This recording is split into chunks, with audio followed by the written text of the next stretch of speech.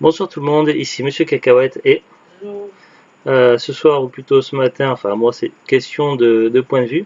Donc nous sommes dimanche 28 juillet 2019, il est déjà minuit 26.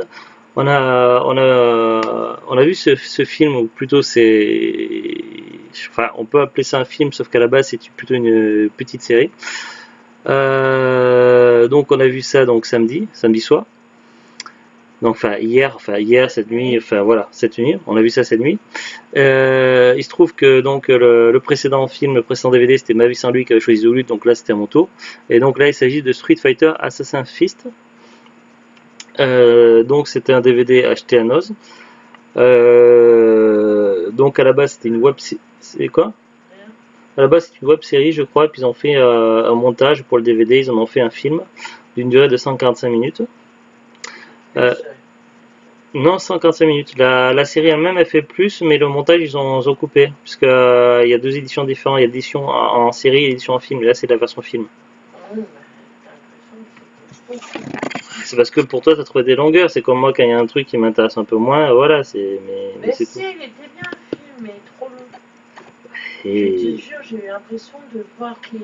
J'ai l'impression qu'il a duré plus de 3 heures. Mais non, mais on a dû faire une ou deux coupures dans le film. Et puis même, c'est parce qu'il y a un moment donné, tu as trouvé un peu long, c'est tout. Moi, le film Ma vie sans lui, j'ai trouvé des longueurs, moi aussi. Mais bref, du coup, Enfin, mais pas du tout. pour moi, si. Mais du coup, j'explique rien. J'ai même...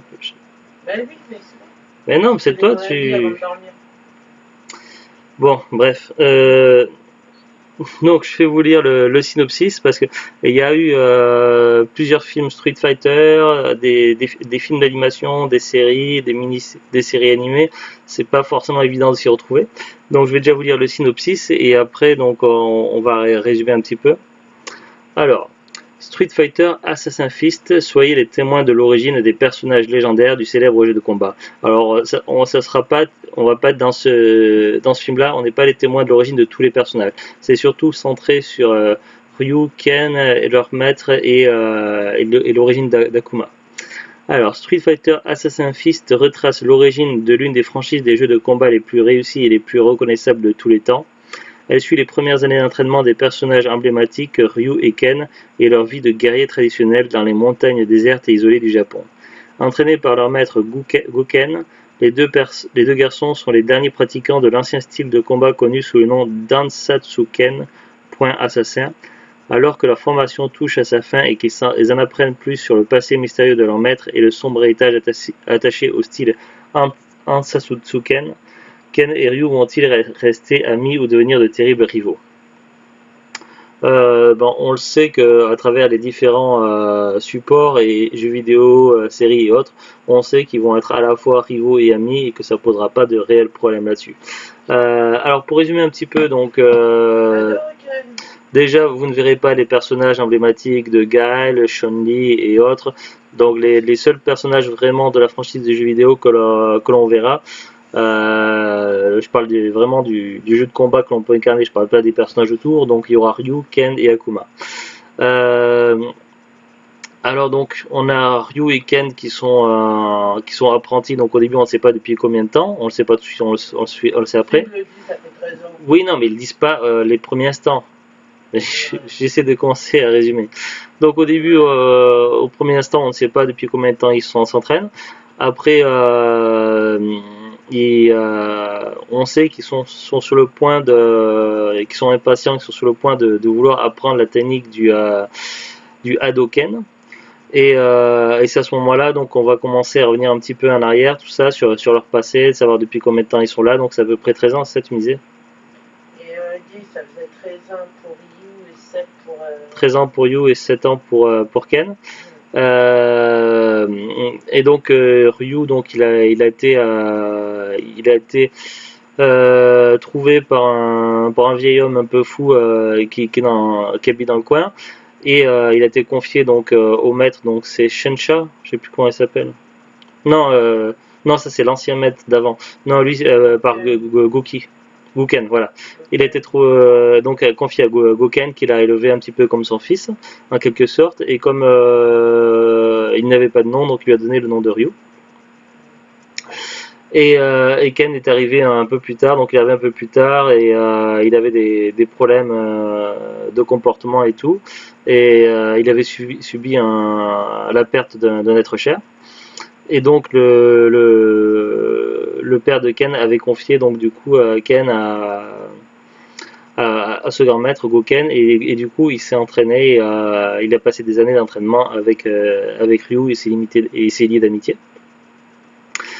Et donc, donc nous on a vu le film en VF, mais même en VF on a des passages à VOCFR.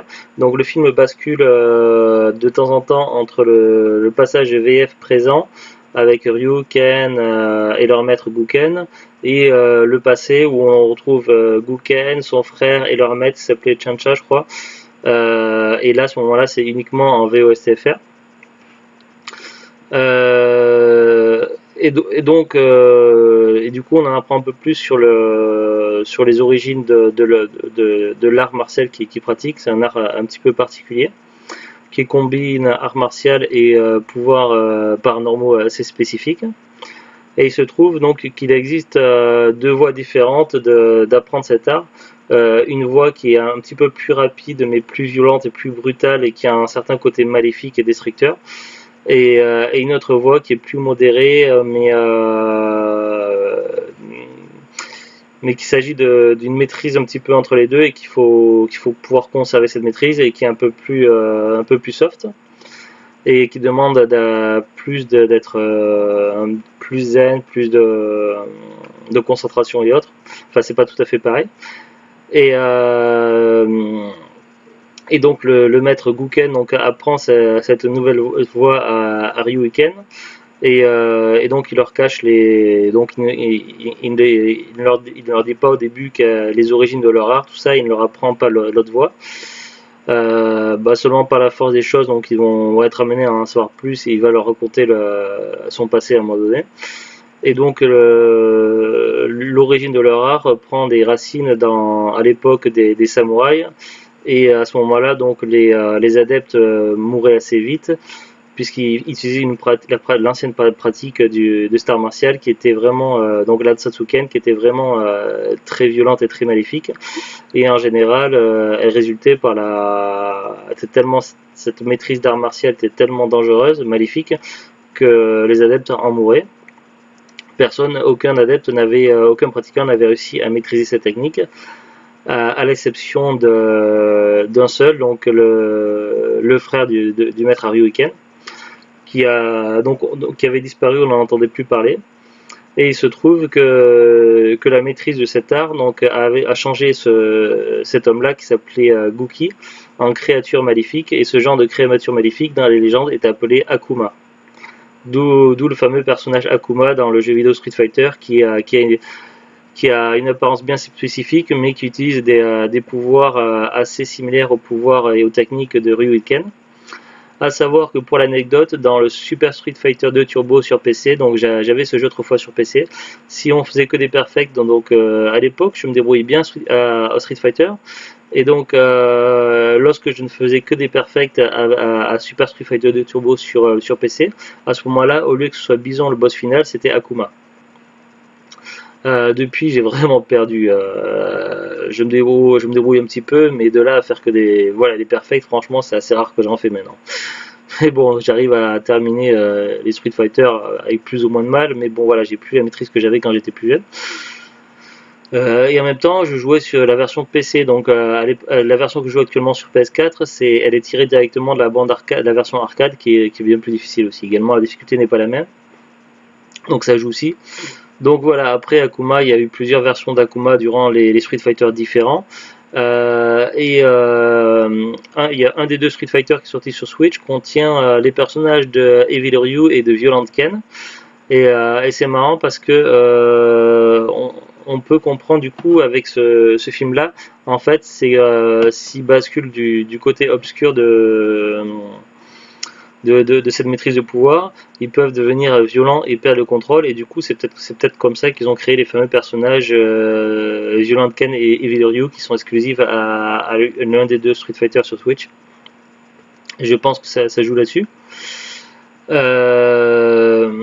donc voilà, donc c'est vraiment centré sur les arts martiaux, sur l'entraînement, la maîtrise, tout ça. Donc il y a de l'action, il y a des arts martiaux, il y a aussi pas mal de passages calmes, des passages où ça raconte l'histoire, tout ça. Beaucoup de passages aussi en VOCFR, donc c'est vrai que ça peut paraître un peu calme. Quelque chose qui est bienvenu dans le film, c'est l'apparition d'un espèce de vieux fou qu'on voit plusieurs fois dans le film. Et en général, il troll un petit peu les personnages de Ken et Ryu, tout ça. Surtout Ken qui a des petites remarques, des petites phrases. Je le trouve bien drôle et tout, ça, c'est vraiment sympathique. Aussi, il y a aussi un passage aussi que j'ai vraiment trouvé bien sympa, c'est à un moment donné où Ken amène Ryu dans une espèce de boîte pour faire la fête, pour se détendre un peu lors d'une soirée. Et à un moment donné, donc il y a un personnage dans cette boîte, il rigole tellement ce personnage-là qui tombe à la reverse, qui tombe par terre, qui s'écroule, voilà, c'est assez fun. Donc voilà, il y a quand même une petite note d'humour, mais bon voilà, ça reste quand même relativement très sérieux, donc voilà. Et puis je trouve un petit peu dommage du coup que bon après ça se comprend que l'on ne voit pas les autres personnages de Street Fighter évidemment puisque c'est centré sur la jeunesse de Ryu, de Ken et les origines d'Akuma, tout ça. Donc voilà, globalement c'est pas mal, mais c'est vrai que il y a quelques longueurs quand même. Il y a quelques longueurs, mais à la base c'est oui, oui. Il y a quelques longueurs, mais à la base, c'est vrai que c'est pas prévu pour être un film. À la base, c'est une série qui est montée comme un film sur ce DVD-là. Voilà. Après, je sais pas ce que je peux dire d'autre. Il y a aussi une petite. Après, je sais pas si c'est du fan service ou pas, mais à un moment donné, on a Ken qui reçoit un jeu, donc un colis de son père, et il reçoit la cartouche de Mega Man 2. Et donc à un moment donné, on voit Ryu et Ken qui jouent à tour de rôle à Mega Man 2 sur la NES, et Ken qui se plaint que Ryu est plus fort que lui à Mega Man 2. Donc voilà, c'est assez sympa. Il répond c'est normal parce que les jeux vidéo sont japonais. Ouais, voilà. Et Ryu il répond que c'est normal, Ryu parce que les jeux vidéo c'est japonais, donc voilà. Voilà, c'est un petit truc assez sympa, mais du coup, The Glut m'a dit que ça aurait été encore plus drôle s'ils avaient été en train de jouer à Street Fighter 2. Oui. Ouais, ça aurait pu être pas mal aussi. Mais là, ça aurait été du coup un petit côté sur Ryu, un côté Inception dans ce cas-là. Donc, bref, donc globalement, ben, je suis quand même plutôt satisfait. C'est bon, ça va peut-être pas être mon Street Fighter préféré, franchement. Je ne saurais pas comment classer Street Fighter, mais si je devais en citer qu'un, mon préféré, ce serait le film d'animation. Le premier, je parle pas du alpha, mais du premier qui est vraiment bien. On l'a pas encore vu avec The Glut, mais moi je l'ai vu plusieurs fois en cassette autrefois. Mais on en reparlera de ces quatre. Mais voilà. Alors il y a deux DVD différents, donc bah déjà dans ce boîtier il y en a deux. Il y a les bonus, donc ça on n'a pas regardé les bonus, mais en soi-même il y a deux éditions DVD différents. Franchement, je me suis posé des questions et à l'époque, donc nous on avait jeté ça à Noz et à Noz il y avait les deux éditions différentes et je m'étais demandé s'il y avait des différences ou pas. Je comprenais pas pourquoi l'un était question d'une série et l'autre d'un film, donc je pensais que c'était deux choses différentes et du coup j'ai acheté les deux. Alors en fait c'est la même chose sauf que c'est le montage qui est différent en fait. Donc là c'est monté comme un film et ça dure 145 minutes. Pourtant, il y avait sur le blister, tout ça, il y avait marqué version intégrale, longue, tout ça. Néanmoins, l'autre édition est un peu plus longue au niveau du temps. L'autre édition de DVD est différente, c'est parce que c'est marqué série. C'est marqué l'intégrale de la série, tandis que là, c'était marqué film. Le contenu est pratiquement le même, sauf que là, c'est le montage film et l'autre DVD, en fait, c'est le montage série de série. Et du coup, il se peut qu'il y ait des minutes qui ont été enlevées pendant le montage film, qu'il y ait en plus dans le montage dans l'autre version. Pourquoi? Par exemple, là, je suis sur Amazon.fr, donc là, celui-ci que j'ai là. Donc c'est marqué donc le nouveau film référence de la célèbre saga en version longue. Donc j'avais aussi ça marqué sur le blister, mais là évidemment comme c'est des blisters, ça y est plus. Si on va dans les détails, donc sur le produit, c'est marqué 145 minutes. Date sortie DVD 15 avril 2015. Et l'autre version que j'ai aussi, mais qu'on n'a pas encore vue, c'est marqué, la jaquette est légèrement différente, c'est marqué l'intégrale de la mini-série. Là, 6 juin 2017, donc c'est sorti après, et c'est marqué durée 162 minutes. Donc il y a quand même une différence au niveau de la durée. Donc voilà, je ne sais pas quand on regardera l'autre DVD, pas avant longtemps, puisque celui-là on l'a vu là aujourd'hui, donc Oui, on le verra peut-être en plusieurs fois, oui, mais comme celui-ci c'est encore frais, je vois pas l'intérêt de regarder tout de suite derrière l'autre version. Donc ça sera pas avant minimum un an ou plus qu'on verra l'autre version. De quoi? Ça te plaît pas? Si. Parce que là, de toute façon, les DVD qu'on a programmés, là, ça en a programmé déjà un an de DVD dans l'étagère derrière. Donc, de toute façon, au minimum, ça sera pas avant un an. Donc, mais voilà. Donc après, je sais pas si les changements sont significatifs entre les deux éditions, sachant que l'une édition est sortie en 2015 et l'autre édition en 2017. Donc peut-être qu'en premier ils ont fait un montage film et après un montage le montage série d'origine. Si on va sur Wikipédia, donc Street Fighter Assassin's Fist est une web-série britannique créée par Joey Ansa et Christian Howard, diffusée sur YouTube et Machinima depuis le 23 mai 2014. En France, les épisodes ont été remontés sous la forme d'un film et édités en DVD et Blu-ray. Mais là, ils sont pas au courant sur cette fiche, elle n'est pas tout à fait à jour, cette fiche Wikipédia, puisqu'il ne parle pas de la seconde édition. Il nous marque dans le synopsis. Ce film revient sur les années de formation des personnages emblématiques Ryu et Ken et de leur vie de guerrier traditionnel japonais. Ces héros sont sans le savoir les derniers représentants du style de combat antique connu sous le nom de Hansatsu Ken. Alors qu'ils découvrent le passé mystérieux de leur maître Guken et l'héritage tragique et sombre du style Hansatsu Ken, leur destin peut-il être changé ou l'histoire va-t-elle se répéter? Voilà, donc là c'est marqué le nom des épisodes, tout ça.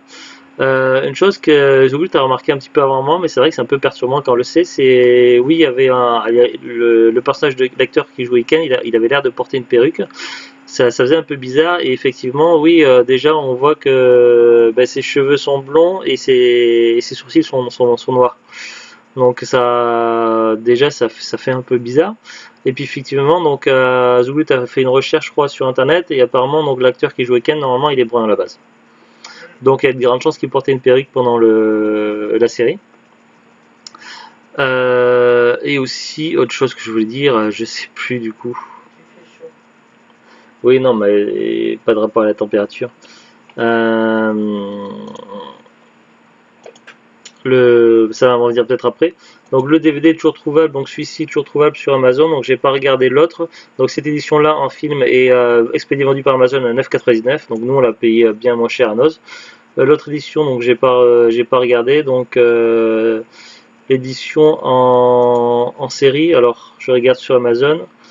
Amazon ne le vend plus et les revendeurs le vendent à partir de 7,98 €. Toujours est-il que dans les Noz, ça avait du mal à se vendre, ils en avaient reçu beaucoup, que ce soit cette version-là ou l'autre, on les a vus pendant facilement un an dans les bacs à Noz qui traînaient, ça revenait, tout ça.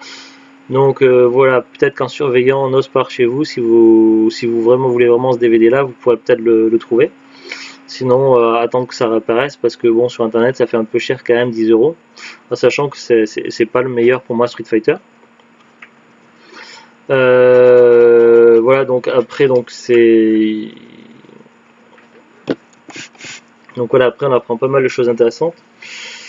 Donc là, on voit la chevelure de Ken. Là, ah oui, si, oui, voilà ce que je voulais dire, c'est que à la fin, après le générique, il y a une petite fin. Il y a une petite, comment on appelle ça, une petite scène post-générique, où l'on voit donc puisque vers la fin donc ils quittent donc leur maître pour poursuivre leur propre voie parce qu'ils ont terminé l'entraînement, et donc dans la scène post-générique on les voit descendre de l'avion, donc quitter l'aéroport, puisqu'ils ont comme ils étaient sur le Japon est une île, ils ont forcément dû prendre l'avion, et donc on les voit débarquer donc sur le tarmac de l'aéroport. En Amérique, parce que le père de Ken. Oui, ben là ils sont sur le bitume de l'aéroport, donc en Amérique, donc on les voit débarquer, et pas loin d'eux passent des caisses de contenant sans doute du matériel, on ne sait pas trop quoi, des grosses caisses qui passent, puisqu'évidemment les avions peuvent aussi être utilisés comme transport de marchandises, et sur ces caisses là on voit le symbole de Bison, donc de Shadowloo. Donc effectivement, donc c'est pour bien marquer que ça se passe avant Street Fighter 2, Bison et tout le bazar. Donc c'est bien une préquelle. Donc voilà, et puis voilà, je croyais pas grand chose à dire de plus, j'ai fait à peu près le tour. Donc voilà, c'est quand même assez instructif, si on est fan de Street Fighter, évidemment c'est intéressant. Voilà. Sinon, oui, donc il y a un combat final à la fin quand même après le départ de Ryu et Ken. Avant qu'on les voit atterrir, tout ça, donc toute la fin de film, il y a un combat final entre le maître de Ryuken et Akuma.